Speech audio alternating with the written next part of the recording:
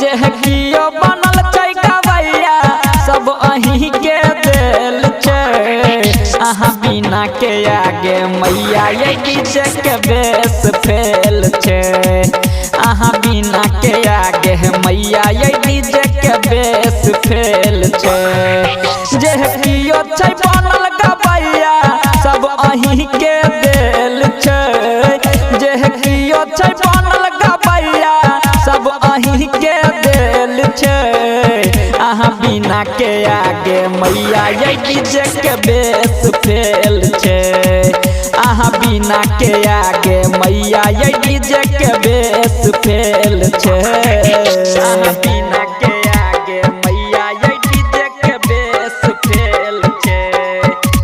प्रेम से बोलिए सरस्वती मैया की। अहाँ बिना के आगे मैया ये डीजे के बेस फेल छै। डीजे के बेस फेल छै। जेकरा ऊपर हाथ रखलिए बनल उ स्टार ये बनल उ स्टार ये मैया। जेकरा ऊपर हाथ रखलिए बनल उ स्टार ये। गाबै के लुर नहीं छलही जेकरा उहो छै कलाकार ये। ई दुनिया में सुर के रचना माँ अहीं के खेल छै। ई दुनिया में सुर के रचना माँ अहीं के खेल छै।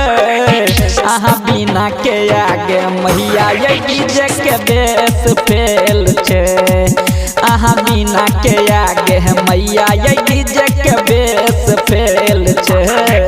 अहाँ बिना के आगे मैया ये डीजे के बेस फेल छै।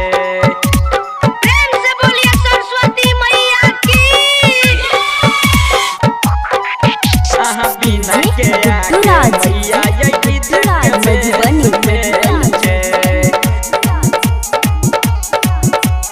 डीजे के बेस फेल छै।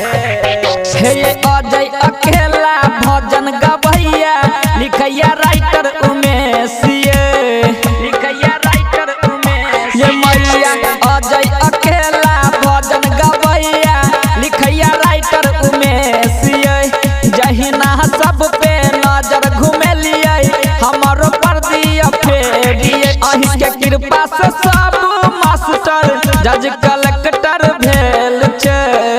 अहीं के कृपा से सब मास्टर जज कलेक्टर भेल छै। अहाँ बिना के आगे मैया ये डीजे के बेस फेल छै। अहाँ बिना के आगे मैया ये डीजे के बेस फेल छै। बुझ गेलौ माँ।